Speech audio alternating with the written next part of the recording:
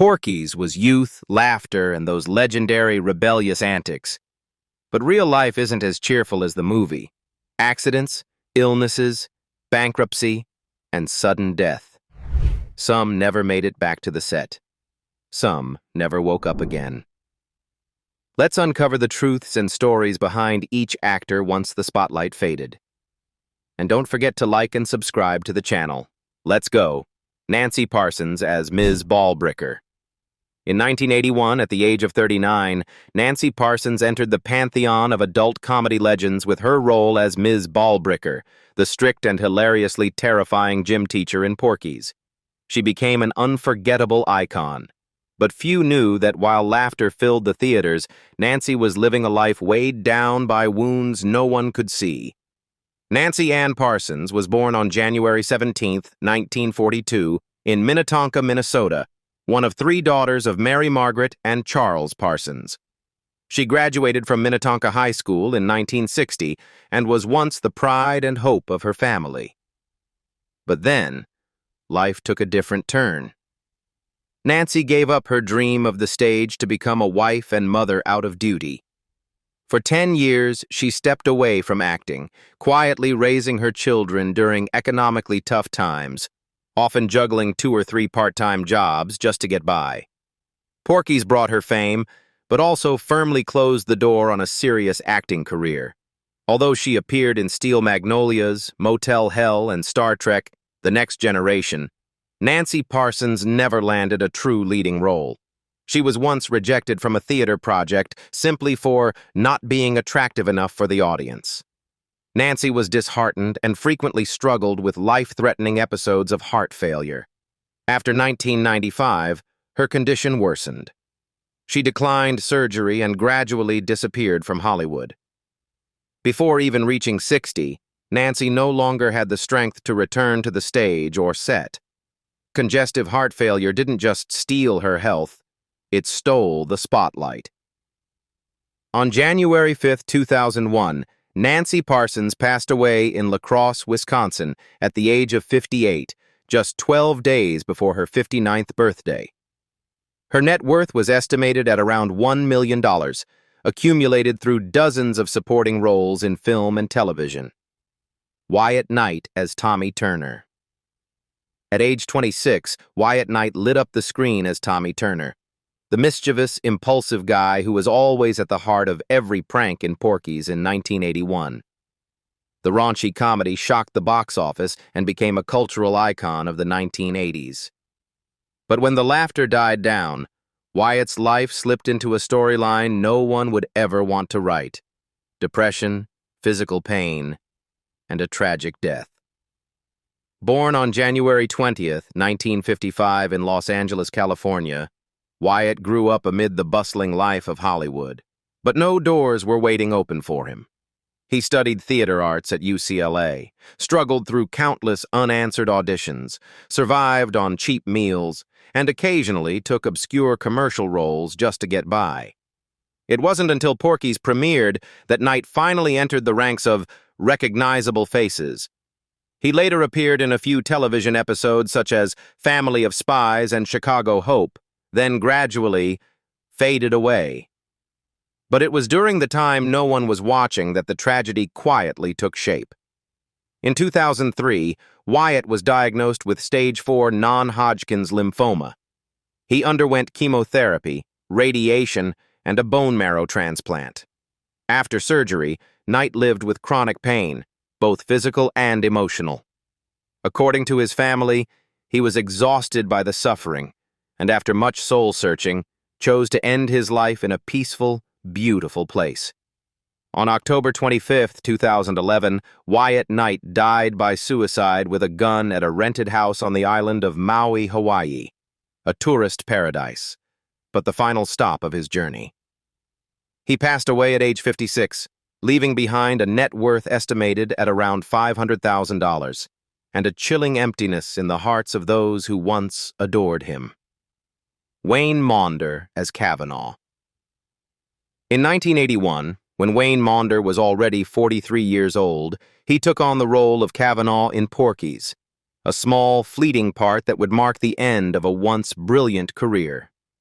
No one could have guessed that the man who appeared on screen for just a few minutes had once been a golden star of American television. But the cruel truth is, the lights of Hollywood didn't just fade. They slowly killed him. Wayne Ernest Monder was born on December 19, 1937, in Four Falls, New Brunswick, Canada, before moving to Bangor, Maine at the age of 4. In his early years, Wayne witnessed his father suffer a stroke right before his eyes, a haunting memory that followed him for life. He threw himself into sports as an escape from reality, but the injuries he sustained during that time would come back to haunt him later. His career rose quickly.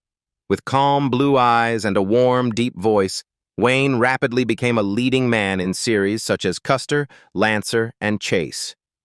But behind the glow of television fame was a lonely man, panicking from the fear of being replaced. In 1973, after being cut from a series despite having a preliminary contract, Monder smashed a mirror in the dressing room and ended up in the hospital with over 20 stitches. The incident was covered up to protect his image, but fellow actors recalled that he began showing signs of paranoia and anxiety afterward. By the late 70s, the roles dwindled. The offers for leads were gone, reduced to guest spots, then total silence. Monder tried to produce his own television movie in 1980, but went bankrupt when no network bought the rights. The shock sent him into deep depression, and he spent 3 months in inpatient treatment at a rehab center in Malibu. On November 11, 2018, Wayne Monder died of a heart attack at the age of 80. His net worth was estimated at around $800,000, most of which came from syndication royalties from his older TV series. Alex Carris as Sheriff Wallace. At 46, Alex Carris put on a sheriff's uniform and stepped into the world of raunchy teen comedy as Sheriff Wallace in Porky's 1981. A bulky cop constantly one step behind the kids' pranks. With a build like a brick wall, Carris was an unexpected standout among a young cast. But his real-life story was far more complex and fractured. Alexander George Carris was born on July 15, 1935, in Gary, Indiana. His childhood was marked by constant teasing over his large physique until he discovered football. With extraordinary strength, he entered the NFL in 1958 and became a legendary defensive lineman for the Detroit Lions. But just a few years later, a suspension for illegal gambling shattered his career at its peak. He shifted to professional wrestling, then to television commentary, where jokes and sharp wit masked his bitterness. When he turned to acting, he portrayed Mongo in Blazing Saddles, the dumb but philosophical giant, a role often quoted after his death. "I'm just a pawn in the game of life." But Hollywood's spotlight couldn't erase the physical toll. Years of NFL collisions left him with chronic brain injuries. On the show Webster, he played a loving father, but in real life, he gradually lost his memory, his sleep, and himself. In his final years, Carris was one of thousands of former players who sued the NFL for unchecked physical abuse. On October 8, 2012, his family announced he was in end-stage kidney failure. 2 days later, on October 10th, Alex Carris died in Los Angeles in the arms of his final wife, actress Susan Clark. He was 77 years old and left behind a net worth of about $6 million.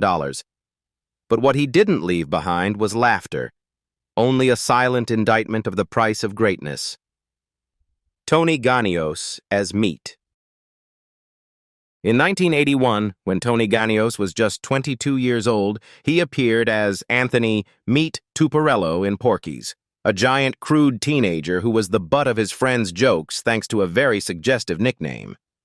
With his muscular frame and fierce look, Tony quickly became the physical symbol of teen sex comedies. But behind the glamour, his real life was filled with insecurity, emotional wounds, and a quiet sadness no one noticed.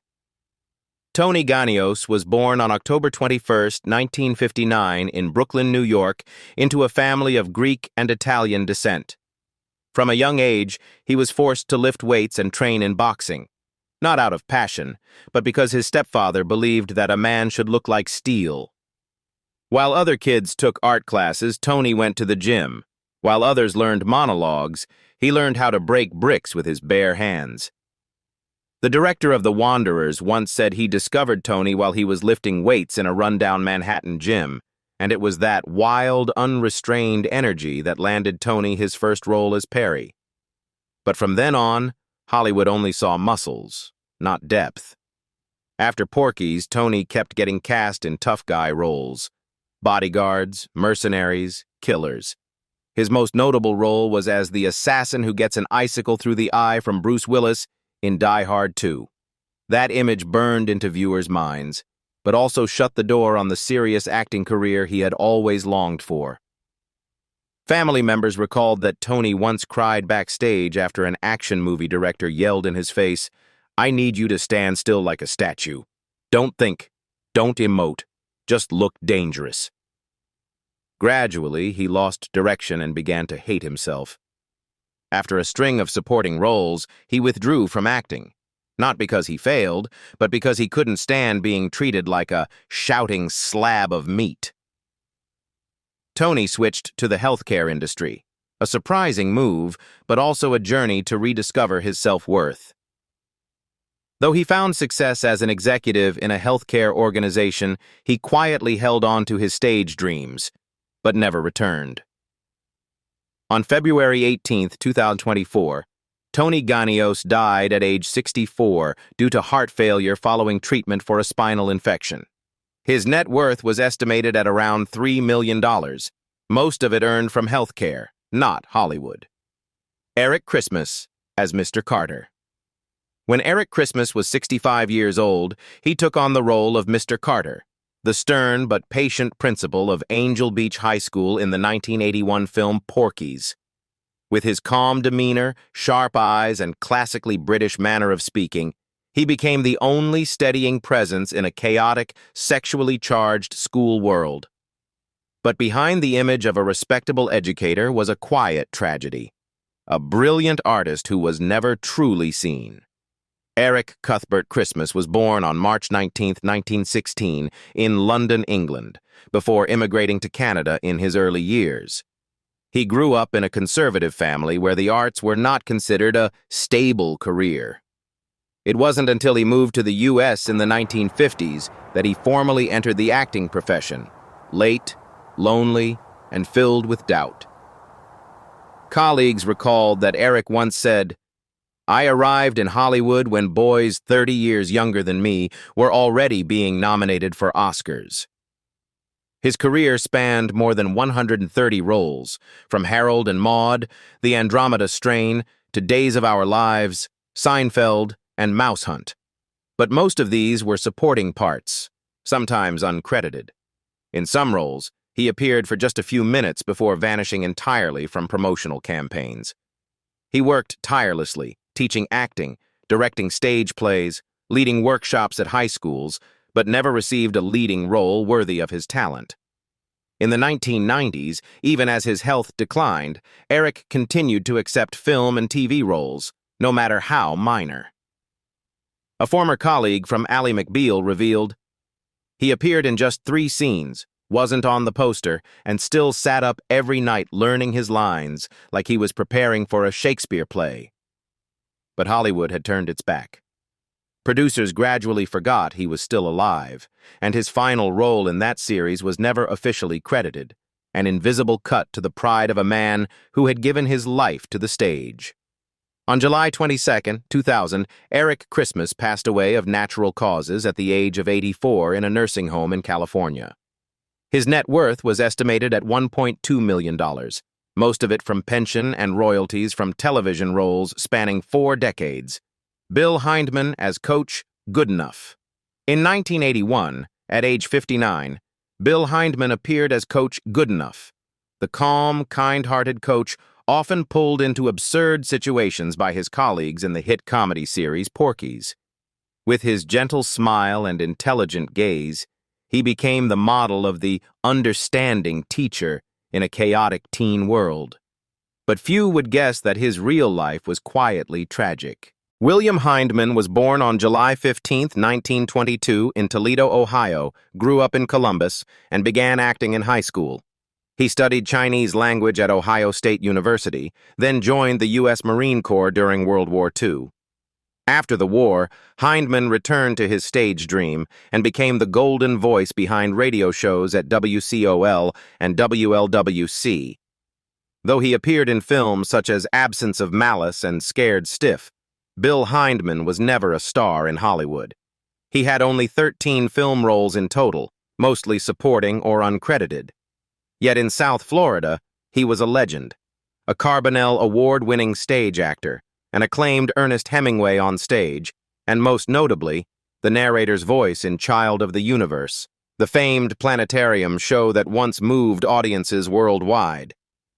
In June 1999, Heindman was admitted to a Miami hospital for a routine stomach surgery, classified as minor by doctors, but serious internal complications followed. He fell into a coma for 48 hours. On July 9, 1999, Bill Heindman passed away, just 6 days before his 77th birthday. His net worth was estimated at around $600,000, mostly from teaching, theater, and voice work. Dan Monahan as Edward Peewee Morris. In 1981, at the age of 26, Dan Monahan became a silver screen sensation when he played Edward Peewee Morris, the mischievous, sexually eager, and overly optimistic teen in the dark comedy Porky's. His character made audiences burst into laughter, but for Dan himself, the role felt like a tattoo that could never be removed, whether he wanted it or not.